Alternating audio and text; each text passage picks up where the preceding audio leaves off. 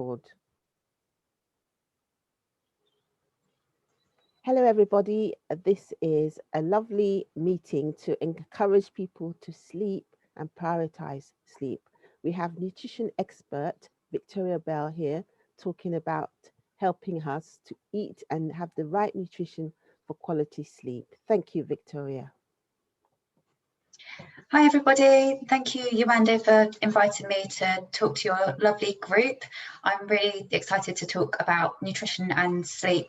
So just very briefly, I am a registered nutritional therapist and I mostly work with women, but I also work with gents as well. But sleep is such an important part of our well-being, and there is actually quite a lot you can do with your nutrition to help support sleep. So to keep things simple, I'm going to talk about two main areas of nutrition that you can look at. And if we've got time after that, then I will maybe cover a couple of extra tips at the end. So I'm going to share my screen. And actually, Yewande, it needs you to enable me to share. Thank you. So I'm going to talk about two main food groups actually today, and the first one is going to be to do with proteins. So, oh good, it's going to let me share now.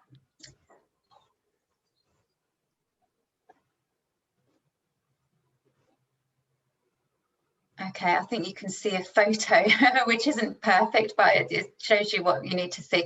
So with proteins, they are made up of amino acids, and amino acids are the building blocks for protein. And one of them is called tryptophan. And so our body does make tryptophan, but quite often we use so much of it up to make some of our hormones that we need to eat it as well. And therefore, eating foods that are rich in tryptophan is a really good way of getting the building blocks for, firstly, melatonin, which is the sleep hormone, and also serotonin, which is the happy hormone. And so, as you can see from this photo, there are actually plant-based and animal-based sources. So if you're vegetarian, there are still plenty of things that you can eat. People often think of things like turkey and eggs and dairy as the most obvious ways of getting tryptophan, but actually some of the best sources are plant-based, so soybeans especially, and that would include things like tofu, and also oats. So having porridge sometimes in the evening, for example, is actually a good way of giving yourself a good source of tryptophan for sleep. Nuts and nut butter, so one of the easiest snacks to have in the evening would be something like a banana with some nut butter if you're not allergic to nuts, and also nut butter on oatcakes. And one of the best sources is actually cherries, and so you can drink cherry juice in a concentrated form, and that means that you're getting lots of tryptophan from cherry juice. So tart cherry juice, it can be sometimes called, or Montmorency cherries are really good, but also strawberries. So you've got lots of different things to choose from there. And ideally, you would eat tryptophan-rich foods in the afternoon or the evening, and you don't need to just have one. You can have a few different things if you want to. But as well as supporting your sleep, they can also be mood enhancers. So if you tend to have dips in your mood, then eating some of these foods will also be quite good for things like depression, low moods, anxiety, and of course the sleep. So that was my first recommendation, and I'm going to stop sharing this screen. And so protein in general, making sure you're getting a good source of protein with your meals and your snacks will help you to feel full for longer. And getting that in the evening is really important for that slow release energy. But the second thing I'm going to share is another food group, and now we're looking at carbohydrates.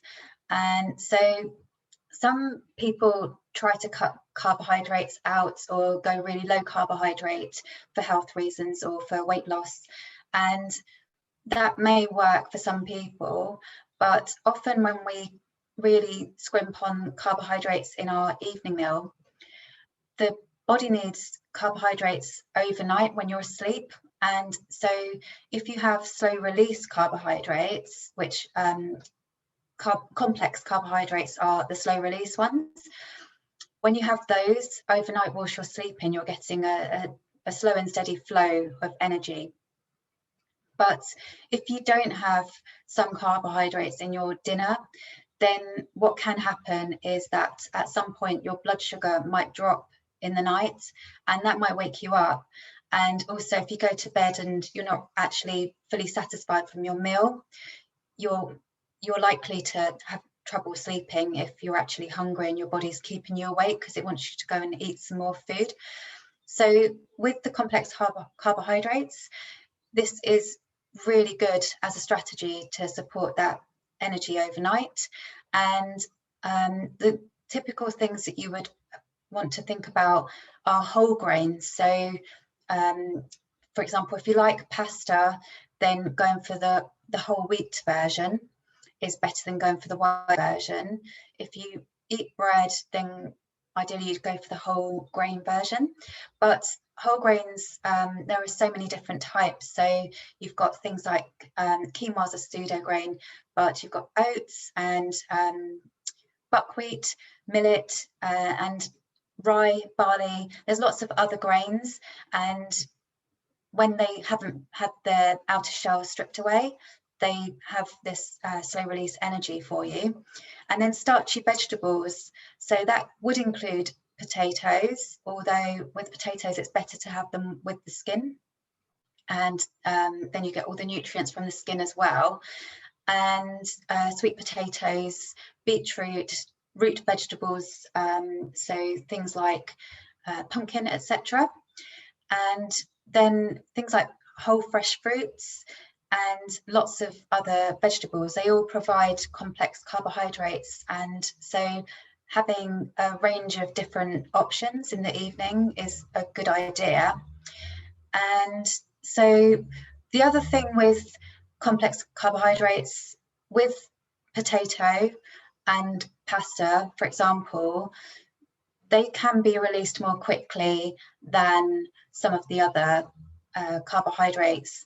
But what you can do actually is, if you cook those things, potatoes and pasta, cool them down, and then you can either eat them cold or heat them back up, the starch in them becomes more resistant. So it does make the carbohydrates more slowly released. So that is a little tip for still being able to enjoy some of those lovely things, but with the better effect on your blood sugar.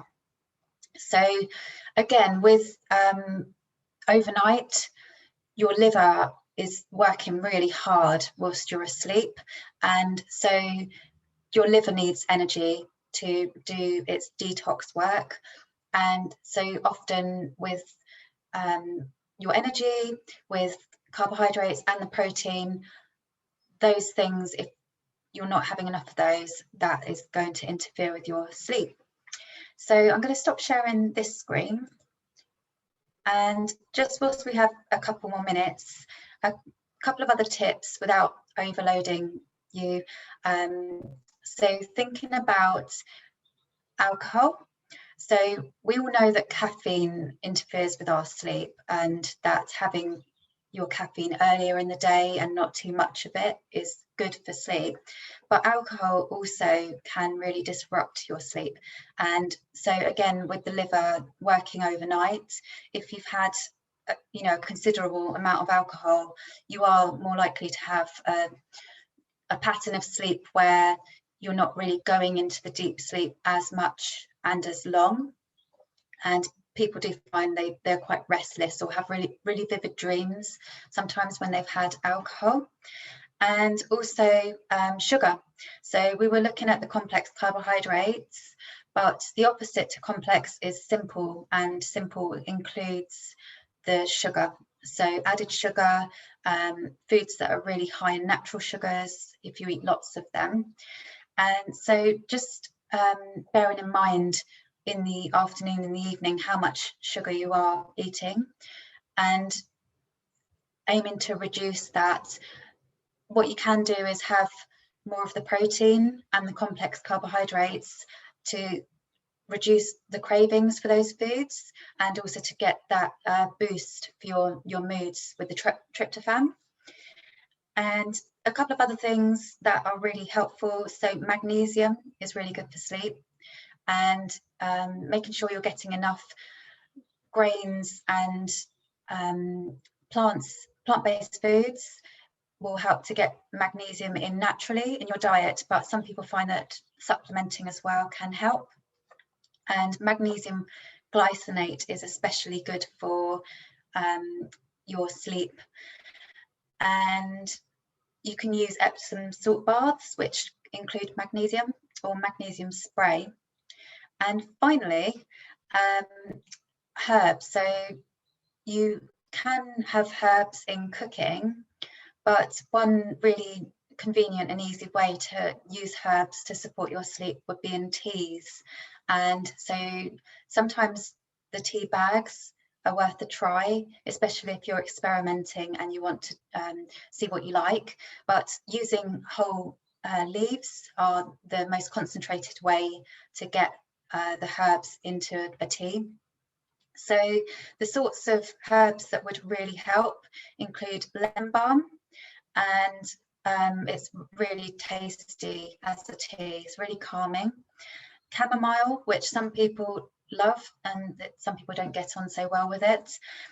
Lavender and passion flower. So there's 4 different herbs, and of course these are flowers as well. And they all, if you drink them in teas in the afternoon and evening, will help to really put you into a relaxed mood. And of course Yewande will agree that you can also get these in essential oil form, and that they will really support your sleep in that respect as well. So that's everything I've got. I hope some of that is useful. I would always say take one thing and try that and see how you do, and if you like it, you know, keep doing it. And then if you feel like trying other things, you can layer them on one at a time rather than getting overwhelmed. So I hope that's all been very helpful, and it's been lovely to talk with you. And I'm Victoria Bell. Thank you very much, Victoria. Thank you.